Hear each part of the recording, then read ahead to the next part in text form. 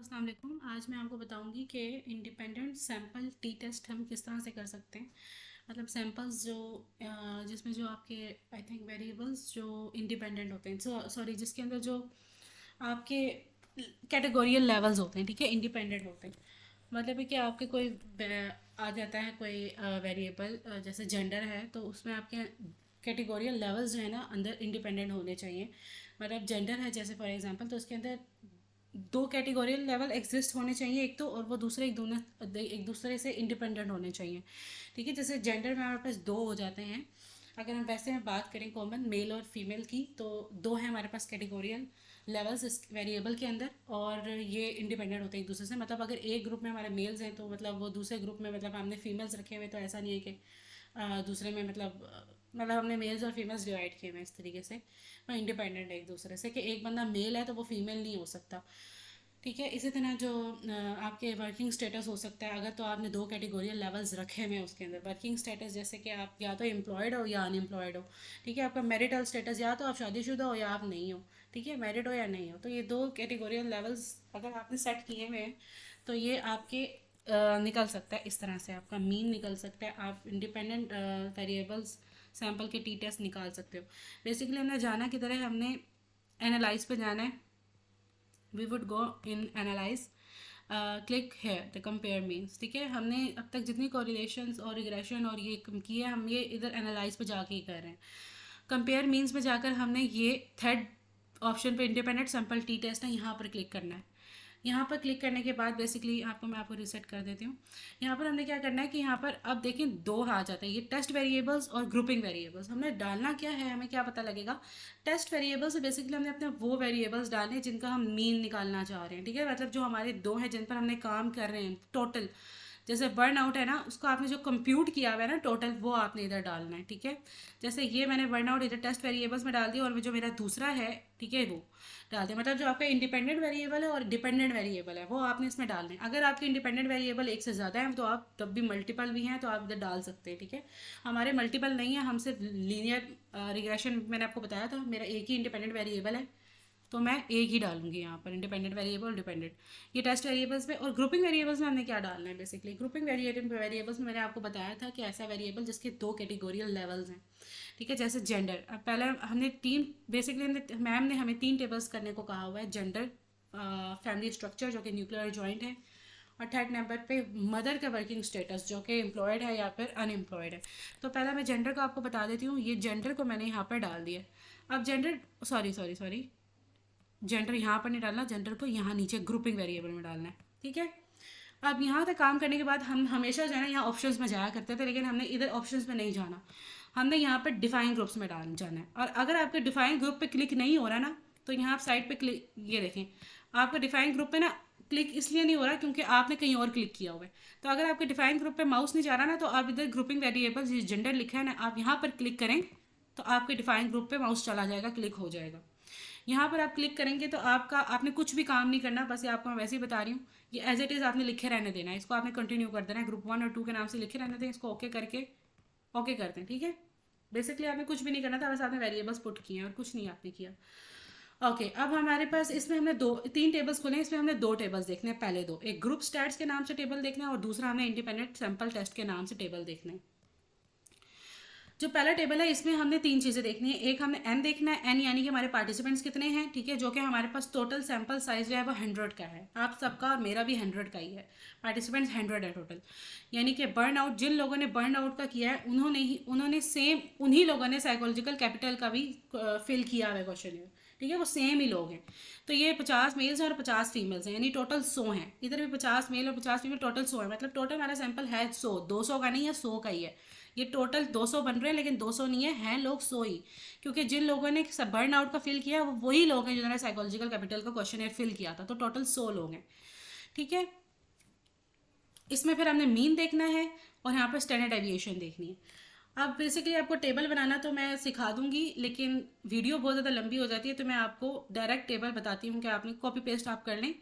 हम एक ही क्लास में होते हैं तो मैं आपको वैसे ही बता सकती हूँ टेबल किस तरह से बनाते हैं, लेकिन वीडियो बहुत ज़्यादा लंबी हो जाएगी। तो यहाँ से मैम ने ग्रुप में सैम्पल टेबल्स भेजे हुए हैं, वहाँ से आप इसको कॉपी करें। टेबल नंबर 5 के नाम से है ये। ठीक है, सैम्पल में वहाँ से आप इसको कॉपी करेंगे, अपना वर्ड खोलेंगे, वहाँ पर आप इसको पेस्ट कर देंगे। ठीक है, न्यू खोलें आप, यहाँ पर आप इसको पेस्ट करें। पेस्ट करने के बाद मैं अब आपको बताती हूँ कि आपने करना क्या है। अच्छा, अब इसमें क्या किया आपने कि मीन स्टैंडर्ड डेविएशन आप इसको ऐसे रहने दें।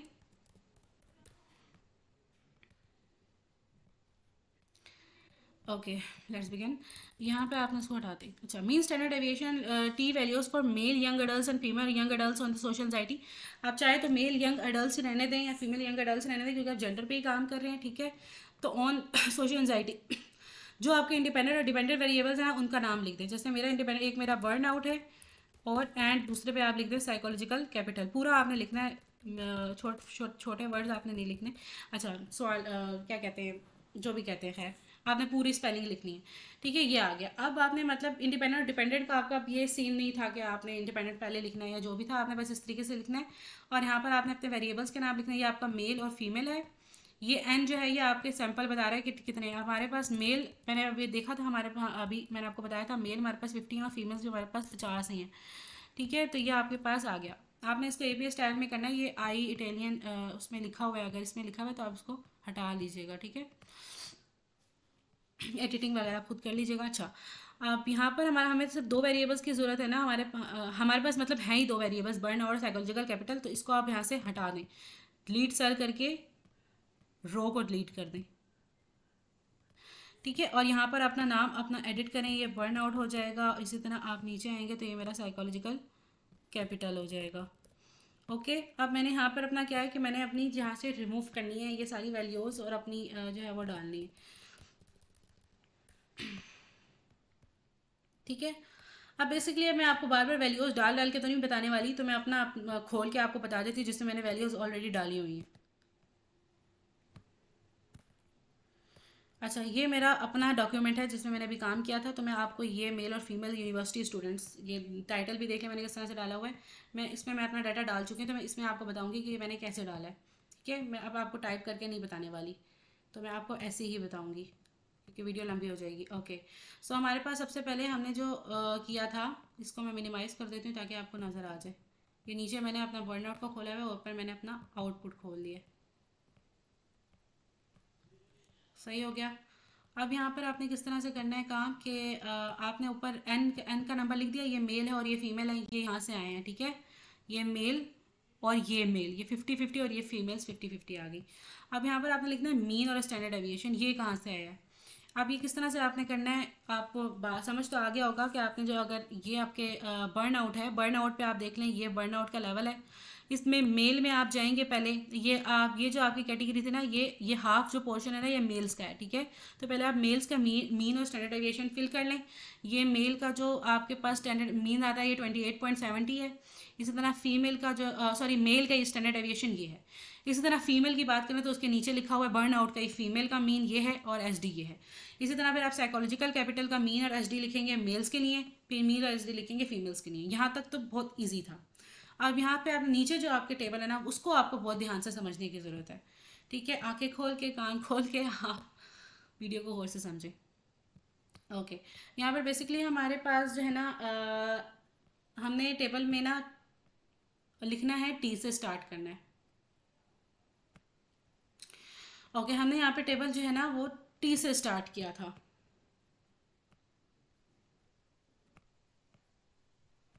ये टी जो है ना, हमने ये लिखना कैसे है। अच्छा, ये है हमारे पास, देखें ये जो टी है ना, ये हमने यहाँ से स्टार्ट किया अपना। ठीक है, ये टी हमने कौन सा लिखना है। अब हमारे पास यहाँ पर देखेंगे ना, अगर आप तो दो चीज़ें आ रही हैं।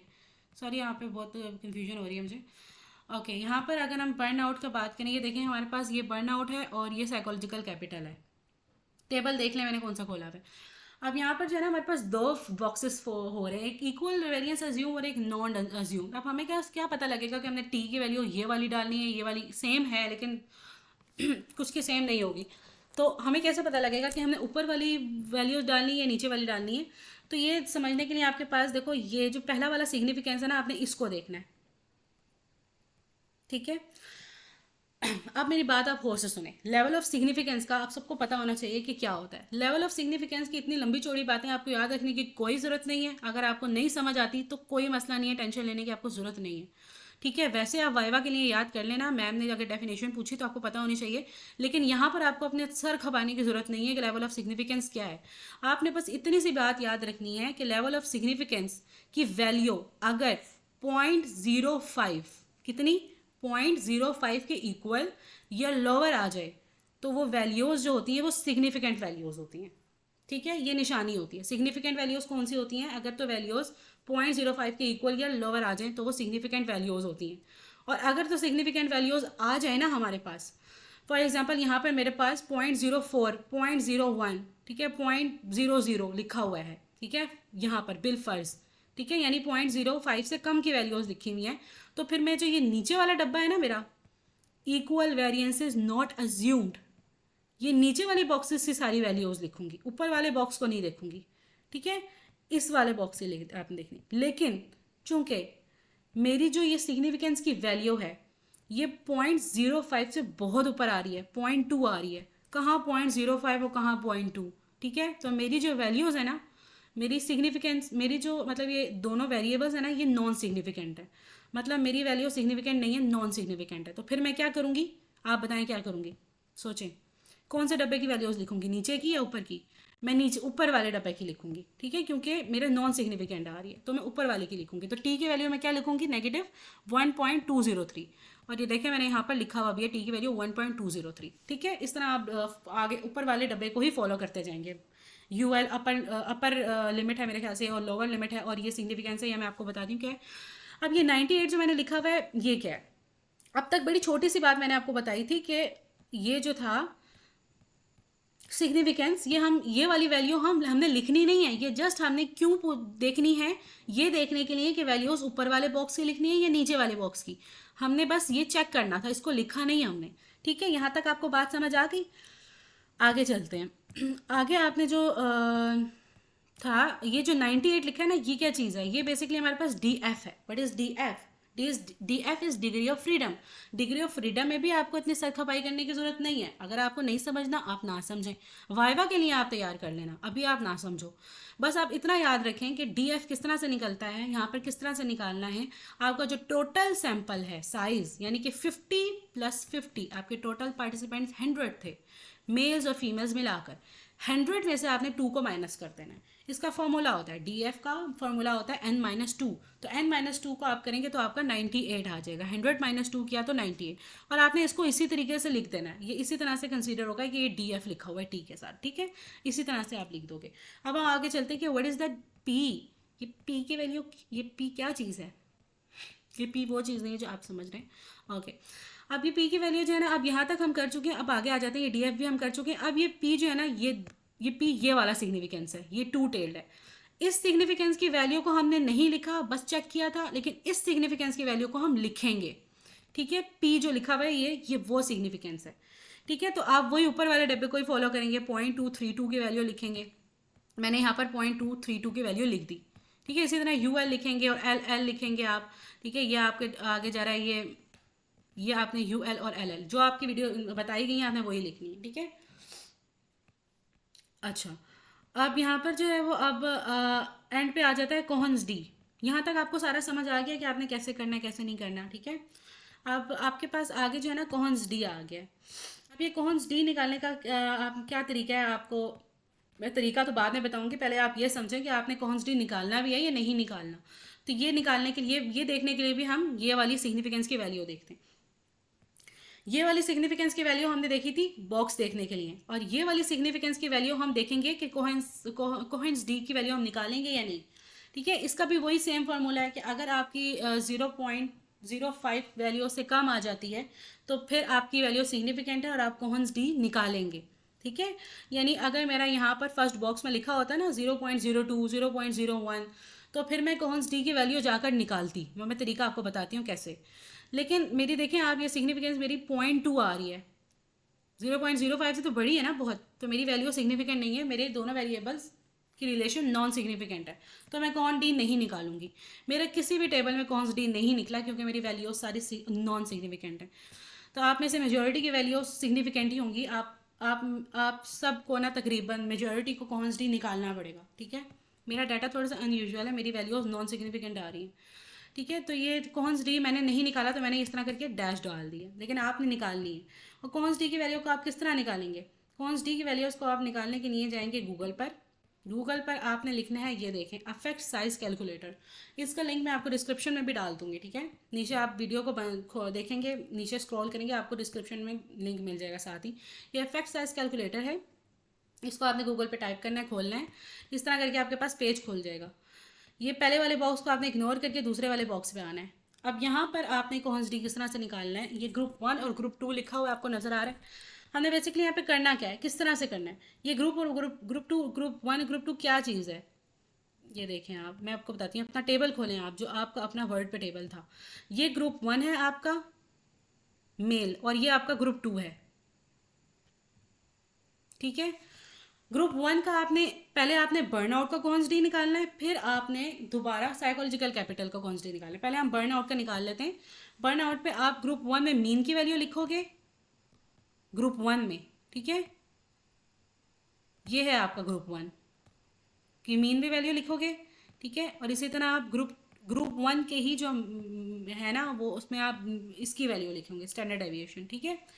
और सैंपल साइज लिखोगे 50। इसी तरह ग्रुप 2 के देखो क्या है, आपका जो है ग्रुप 2, ये वाला फीमेल्स का ग्रुप 2 है, इसके मीन की वैल्यू क्या है आपकी बर्नआउट की 30.44 और स्टैंडर्ड डेविएशन 7.6। गूगल पे जाओ, आप वैल्यूज लिखो, स्टैंडर्ड डेविएशन लिखो, और सैंपल फीमेल, ग्रुप 2 क्या था, ग्रुप 2 फीमेल्स हैं, ग्रुप 1 मेल्स हैं, ग्रुप 2 फीमेल्स हैं, और बर्नआउट की बात हो रही है इस वक्त, ठीक है। 50 आ गया फीमेल्स।